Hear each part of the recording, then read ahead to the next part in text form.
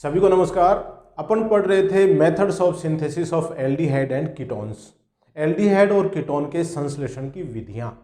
इसमें अपन ने इन विधियों को तीन भागों में बांटा। कुछ ऐसी विधियां जिनसे एल्डिहाइड और कीटोन दोनों बनाए जा सकते हैं, ये विधियां अपन कंप्लीट कर चुके हैं पिछले वीडियोस तक।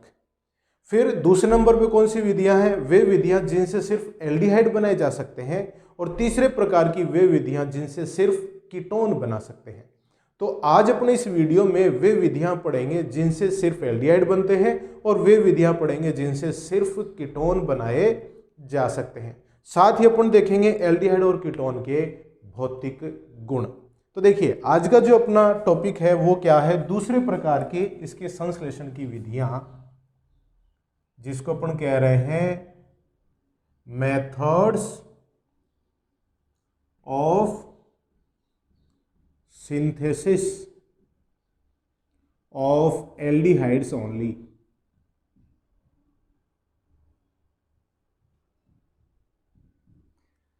केवल एल्डिहाइडों के निर्माण की विधियां, ऐसी विधियां जिनसे सिर्फ एल्डिहाइड बनेंगे, कीटोन नहीं बनेंगे।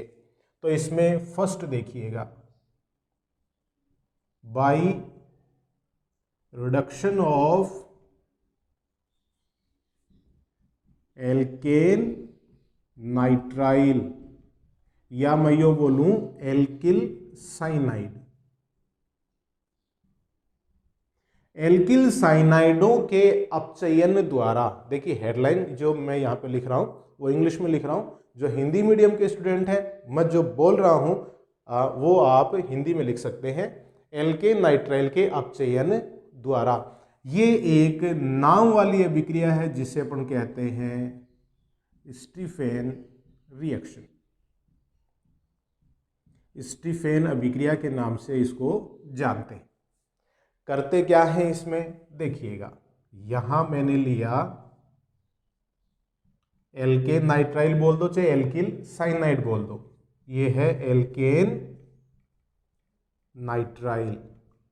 इस एल्केन नाइट्राइल का अपचयन करते हैं, मतलब हाइड्रोजनीकरण करते हैं स्टेनस क्लोराइड और HCl की उपस्थिति में, या इनके द्वारा ईथर माध्यम में या ईथर की उपस्थिति में। तो एल्केन नाइट्राइल है, उसका स्टेनस क्लोराइड और HCl के द्वारा हाइड्रोजनीकरण किया जाएगा ईथर की उपस्थिति में। तो एक मध्यवर्ती बनता है RCH डबल बॉन्ड NH, इसे कहते हैं एल्डइमीन। देखिए, नाइट्रोजन पे एक लोन पेयर है, एक हाइड्रोजन इधर आ गया और एक हाइड्रोजन आ गया नाइट्रोजन पे, और ट्रिपल बॉन्ड का क्या बन गया? Double bond, aldimine. ये एल्डइमीन HCl के साथ में इस तरह से जुड़ा रहता है क्योंकि एक क्षारीय प्रकृति का है। नाइट्रोजन पे लोन पेयर है कि नहीं? तो ये क्षारीय प्रकृति का है, HCl अम्लीय प्रकृति का है, तो इस तरह से आपस में जुड़ जाते हैं। एल्डइमीन का करेंगे देखिए जल अपघटन, जल अपघटन, जल के द्वारा। जल अपघटन भी देखिए कैसे होगा। ये डबल बॉन्ड टूटेगा, अपन जानते हैं नाइट्रोजन है वो इसका ऋणावेशित भाग है, कार्बन है वो धनावेशित भाग है। तो कार्बन की तरफ तो आएगा OH, नाइट्रोजन की तरफ H, इस कार्बन की तरफ OH, नाइट्रोजन की तरफ H। तो क्या बन गया? RCH OH OH प्लस, ये देखिए क्या है? अमोनिया बना, जो HCl के साथ जुड़कर क्या बना लेता है? NH4Cl। तो अमोनियम क्लोराइड निकला। अब ये जो यौगिक है, इसमें एक कार्बन पर एक से ज्यादा OH समूह हैं, और अपन जानते हैं एक ही कार्बन पर एक से ज्यादा OH समूह स्थायी नहीं होते हैं। तो इसमें से क्या होगा? जल का अणु निकल जाएगा। एक OH में से हाइड्रोजन और दूसरा OH पूरा का पूरा इस तरह से H2O के रूप में निकल जाता है। तो माइनस H2O, और क्या बन गया? एल्डिहाइड बन गया। तो एल्डिहाइड का निर्माण इस तरह से किया जा सकता है। यह अभिक्रिया क्या कहलाती है? स्टीफेन रिएक्शन कहलाती है, स्टीफेन अभिक्रिया कहलाती है, बहुत ही इंपॉर्टेंट है। ठीक है, दूसरी विधि देखिए जिससे सिर्फ एल्डिहाइड बना सकते हैं आप, वो है by reduction of alkanoyl chloride. Alkanoyl chloride के अपचयन द्वारा, ये अभिक्रिया भी एक नाम वाली अभिक्रिया है जिसे अपन कहते हैं रोजेनमुंड रिएक्शन, रोजेनमुंड अभिक्रिया। देखिए नाम वाली अभिक्रियाएं जितने भी हैं सारी की सारी इंपॉर्टेंट है, वो सिर्फ नाम लिखकर उसके बारे में डिटेल में पूछा जा सकता है या अभिक्रिया देकर उत्पाद पूछ सकते हैं। तो नाम वाली अभिक्रिया बहुत इंपॉर्टेंट है।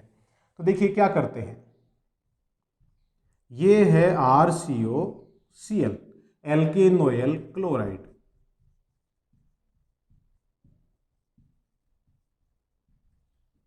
इसका अपन अपचयन करेंगे, हाइड्रोजनीकरण करेंगे PdBaSO4 के द्वारा, पैलेडियम और बेरियम सल्फेट के द्वारा इसका अपचयन होगा। माध्यम क्या है, जलती हुई जाइलीन, जलती हुई जाइलीन में ये अभिक्रिया संपन्न होती है। तो क्या होगा देखिएगा, यहां H2 है ना, H, तो यहां से HCl निकल जाएगा और ये हाइड्रोजन इस कार्बन से जुड़ जाएगा, तो RC double bond OH plus HCl, ये क्या है, एल्डिहाइड है। तो एल्केनोइल क्लोराइड का पैलेडियम BaSO4 के द्वारा जलती हुई जाइलीन में हाइड्रोजनीकरण करवाते हैं या अपचयन करवाते हैं तो एल्डिहाइड बनता है। इस अभिक्रिया को रोजेनमुंड अभिक्रिया कहते हैं। अब इस अभिक्रिया के लिए कुछ खास बातें हैं। खास बातें देखिए क्या है, यहां जो एल्डिहाइड बना वो एल्डिहाइड पैलेडियम के द्वारा अपचयित होकर प्राथमिक एल्कोहल बना सकता है। इस तरह से RCHO प्लस H2, अगर पैलेडियम उत्प्रेरक यहां पे काम कर रहा है तो क्या बन गया, RCH2OH, 1 डिग्री एल्कोहल बन गया। तो उत्पाद बनते ही अपचयित होकर 1 डिग्री एल्कोहल बना सकता है पैलेडियम उत्प्रेरक की उपस्थिति में। अब आपको तो सिर्फ एल्डिहाइड ही बनाना है, तो एल्डिहाइड बनते ही एल्कोहल में परिवर्तित ना हो जाए, अभिक्रिया को सिर्फ एल्डिहाइड तक ही आपको रोकना है, तो आपने यहां पे क्या किया हुआ है, बेरियम सल्फेट डाला हुआ है। बेरियम सल्फेट यहां पर उत्प्रेरक विष की तरह कार्य करता है, जो पैलेडियम को एल्डिहाइड के फर्दर रिडक्शन करने से रोकता है, एल्डिहाइड को प्राथमिक एल्कोहल में अपचयित करने से रोकता है। तो मैं यहां स्टार लगा के लिख दूं, यह अभिक्रिया तो आपने नोट कर ली इधर वाली। तो यहां ये चीज बहुत बार पूछी जाती है कि बेरियम सल्फेट का यहां पे रोल क्या है, क्या काम करता है बेरियम सल्फेट। तो बेरियम सल्फेट यहां उत्प्रेरक विष की तरह कार्य करता है। तो देखिए जो रोजेनमुंड अभिक्रिया है उसमें बेरियम सल्फेट उत्प्रेरक विष की तरह कार्य करता है, जो पैलेडियम को एल्डिहाइड को 1 डिग्री एल्कोहल में अपचयित करने से रोकता है।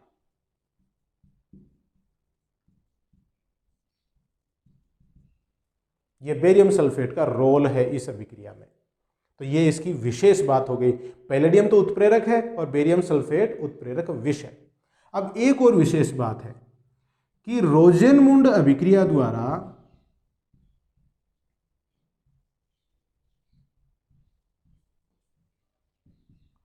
फॉर्मेल्डिहाइड नहीं बना सकते हैं, फॉर्मेल्डिहाइड नहीं बना सकते हैं। क्यों नहीं बना सकते हैं? क्योंकि देखिएगा फॉर्मेल्डिहाइड का सूत्र क्या होता है, HCHO, मतलब इस R की जगह क्या होना चाहिए, अगर H होगा तो HCOCl, जिसको अपन कहेंगे फॉर्मिल क्लोराइड, वो लेना पड़ेगा। फॉर्मिल क्लोराइड स्थायी होता ही नहीं है, इसलिए अभिक्रिया के लिए अपन लाएंगे कहाँ से? तो इसका जो कारण है वो क्या है, तो फॉर्मेल्डिहाइड नहीं बना सकते हैं क्योंकि HCOCl, क्या बोलते हैं इसको, फॉर्मिल क्लोराइड स्थायी नहीं होता है।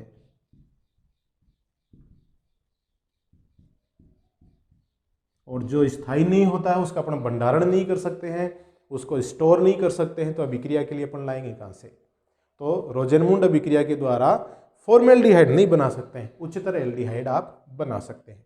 बहुत इंपॉर्टेंट रिएक्शन है रोजेनमुंड अभिक्रिया। तो एल्केनोइल क्लोराइड का अपचयन करेंगे पैलेडियम BaSO4 के द्वारा जलती हुई जाइलीन में, तो इसमें फॉर्मेल्डिहाइड के अलावा अन्य एल्डिहाइडों का निर्माण होगा। बेरियम सल्फेट यहाँ पर उत्प्रेरक विष की तरह काम करता है, ये भी आपको ध्यान रखने वाली बात है। तो ये विधियां थी जिनसे आप सिर्फ एल्डिहाइड बना सकते हैं, कीटोन नहीं बना सकते हैं। अब देखिए अपन कुछ ऐसी अभिक्रियाएं पढ़ेंगे तीसरे प्रकार की, methods of synthesis of ketones only.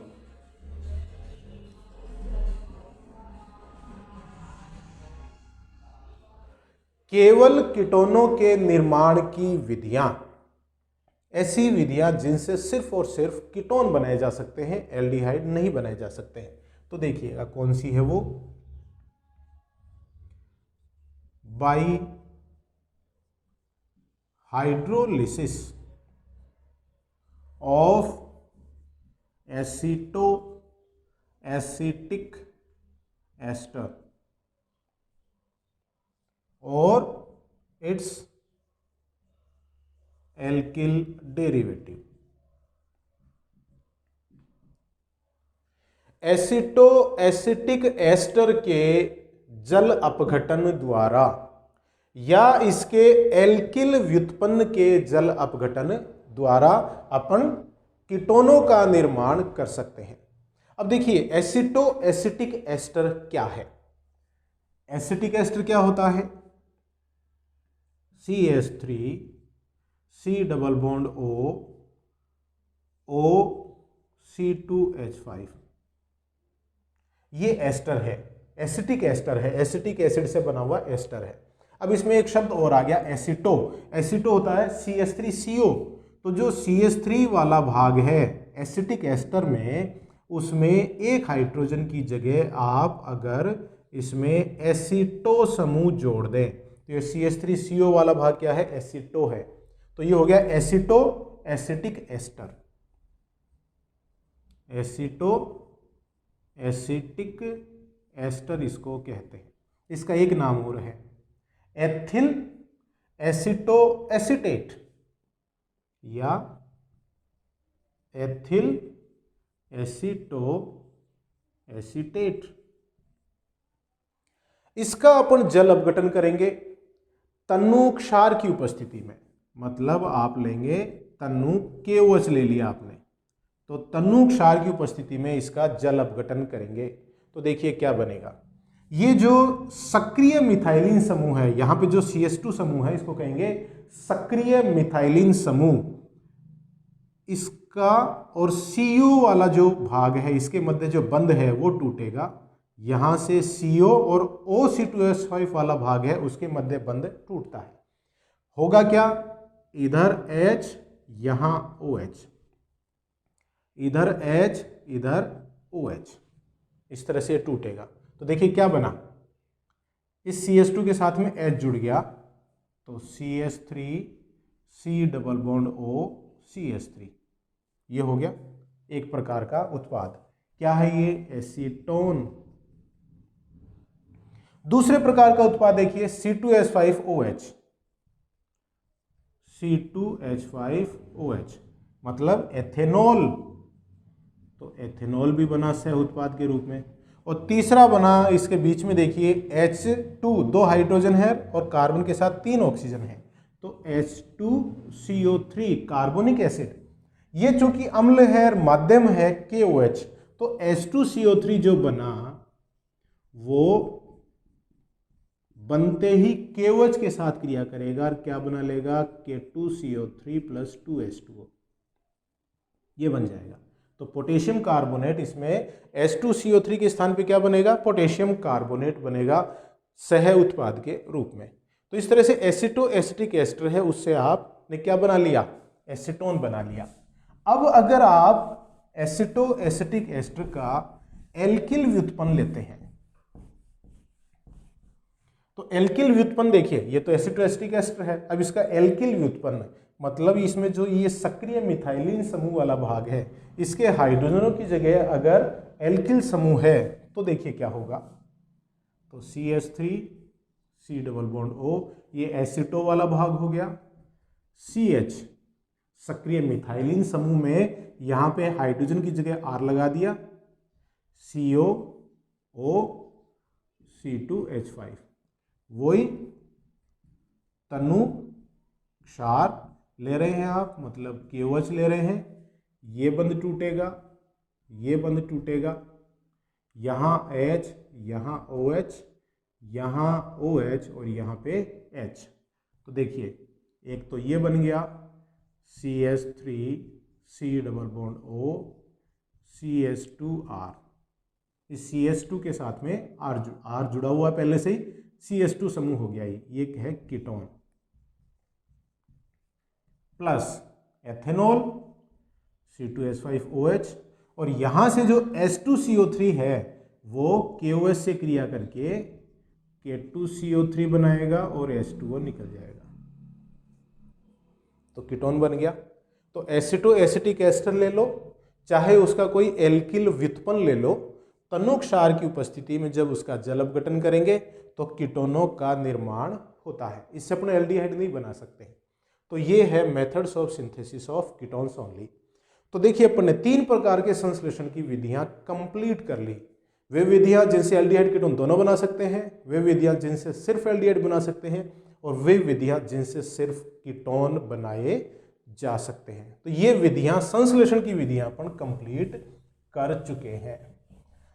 इनको आप ढंग से पढ़ें, रफ नोटबुक की सहायता से इनके नोट्स भी बना लें आप, ताकि रिवीजन में आपको हेल्प हो जाएगी। अब अपन देखते हैं properties of aldehyde and ketones. Aldehyde और कीटोन के गुण, और गुणों में सबसे पहले अपन क्या देखते हैं, physical properties. Physical properties of aldehydes and ketones. Aldehyde और कीटोनों के भौतिक गुण, और सबसे पहला गुण देखते हैं अपन इसकी भौतिक प्रावस्था, फिजिकल स्टेट। भौतिक प्रावस्था क्या होती है, तो देखिए जो फॉर्मेल्डिहाइड है, फॉर्मेल्डिहाइड का फॉर्मूला क्या है, HCHO, वो क्या होता है, गैस होता है, गैसीय प्रावस्था में होता है। फॉर्मेल्डिहाइड के अलावा उच्चतर एल्डिहाइड व कीटोन, उच्चतर मतलब C11 तक, ऐसे एल्डिहाइड और कीटोन जिनमें 11 कार्बन तक की श्रृंखला हो फॉर्मेल्डिहाइड को छोड़कर, वो क्या होते हैं, रंगहीन, वाष्पशील द्रव होते हैं। और C11 से ज्यादा और भी उच्चतर एल्डिहाइड और कीटोन क्या होते हैं, ठोस होते हैं। तो ये हो गई इनकी फिजिकल स्टेट, भौतिक प्रावस्था। दूसरा देखिए गंध। अगर अपन ऑर्डर की बात करें, गंध, तो जो एल्डिहाइड्स होते हैं या निम्नतर एल्डिहाइड होते हैं, निम्नतर एल्डिहाइड, वो अरुचिकर गंध वाले होते हैं, मतलब जिनको सूंघने से अच्छा नहीं लगता है। उच्चतर एल्डिहाइड्स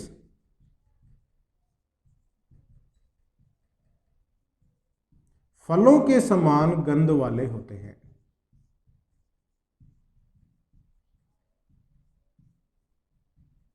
फ्रूट लाइक स्मेल होती है उच्चतर एल्डिहाइड्स की।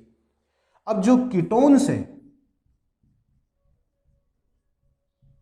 वो रुचिकर गंध वाले होते हैं।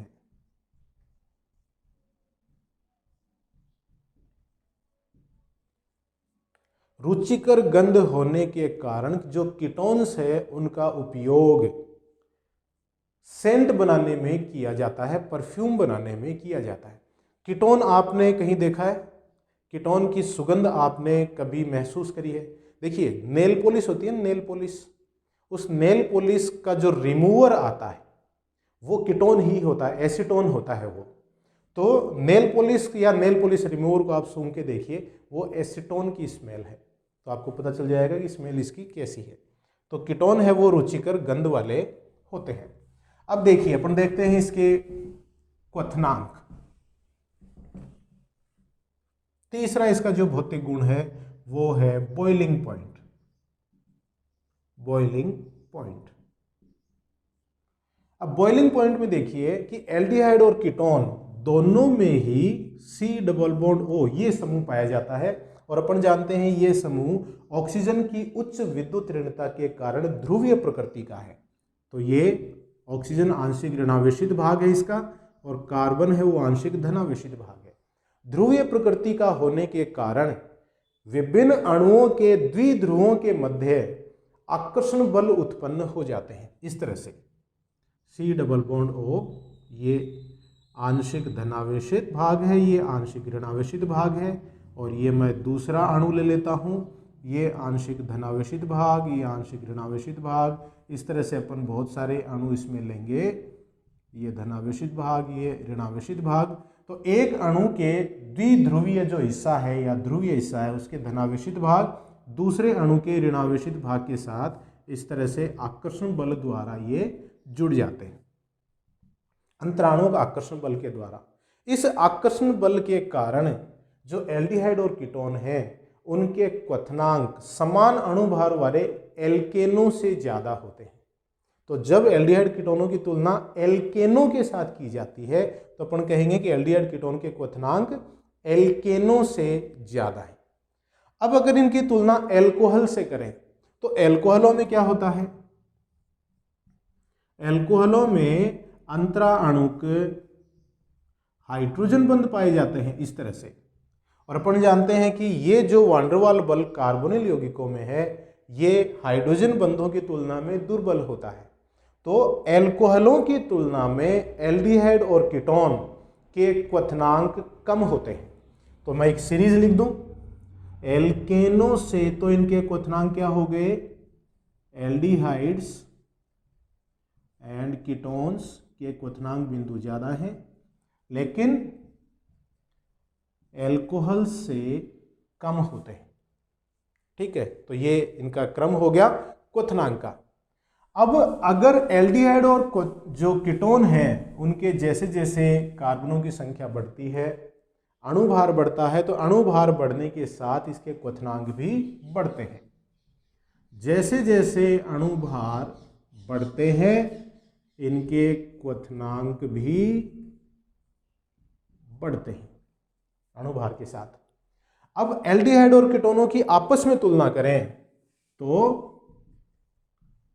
एल्डिहाइड के जो क्वथनांक हैं वो समान अणुभार वाले कीटोनों से कम होते हैं। एल्डिहाइड और कीटोन आपस में क्रियात्मक समूह समावेवी हैं, फंक्शनल ग्रुप आइसोमर्स हैं।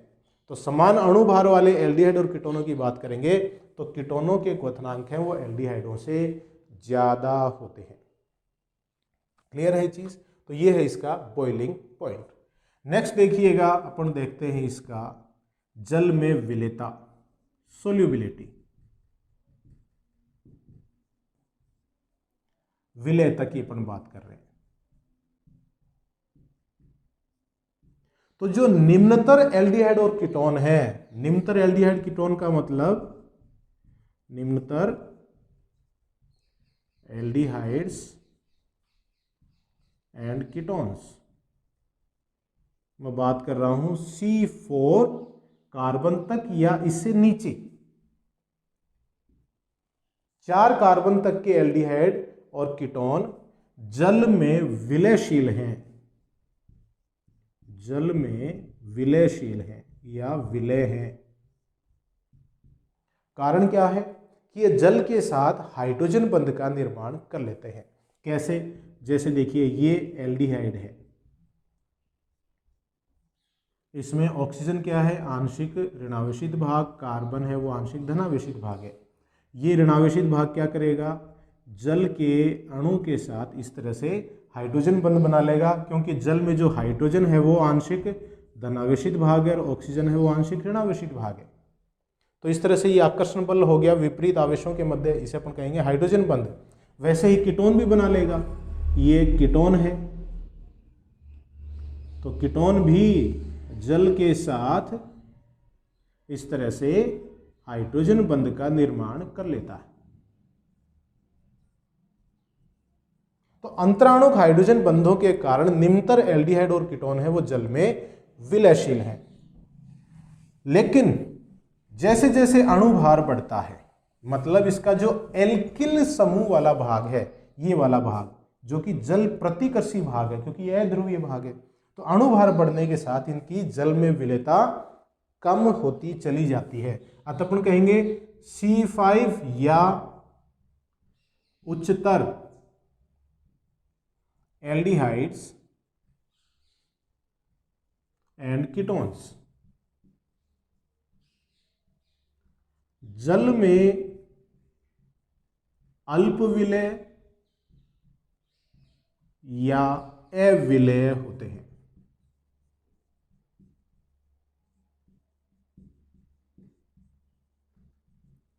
जल में अल्प विलय या अविलय होते हैं।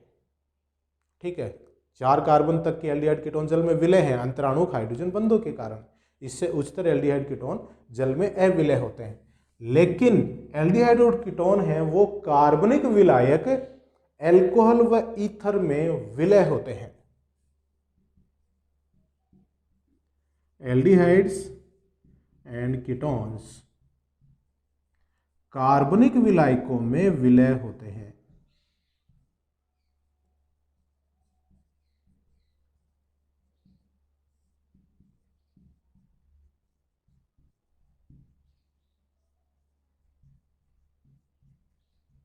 ऑर्गेनिक सॉल्वेंट है उसमें ये विलय होते हैं।